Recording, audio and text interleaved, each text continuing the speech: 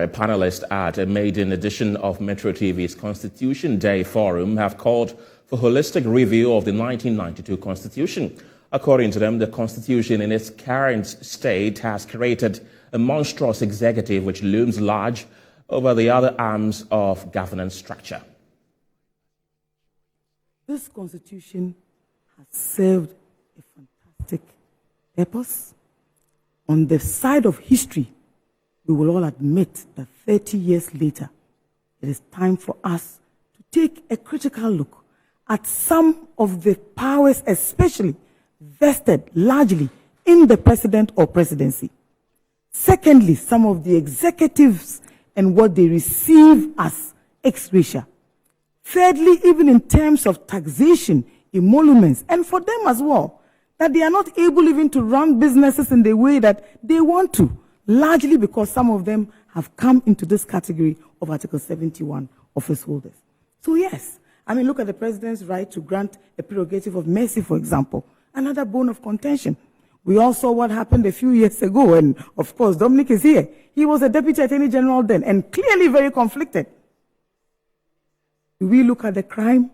Do we look at the individuals? Or we look at the rights granted by the Constitution? Now, democracy in the last 30 years might come across and interpreted as not a fully fledged democracy, especially in the executive arm of government, where the president has enormous powers. Opposition party like NDC is excluded from contesting local elections, and therefore does not govern local districts and municipalities and metropolis. But that has also implications, and that is why we've talked about reform. The winner takes all, and the determination not to lose elections because the consequences are dire. But if you keep parties for more than 30 years continuously out of local government experience, you also weaken their developmental governance capacity, how they put governance, the delivery of public services, the growth of the economy, the unification of the nation, and so on.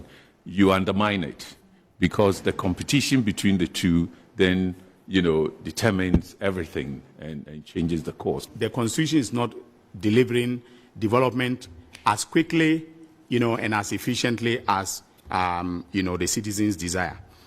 The second way by which you can cure the deficiencies of a Constitution is through what I call legislative supplementation. All right. Now, that is supposed to be done by Parliament, because Parliament is the repository of all legislative authority. And so, for instance, if you take Article 22, 2 of our Constitution, it provides that, Parliament should enact a law to govern the property rights of spouses. Okay? The Constitution came into effect in January 1993.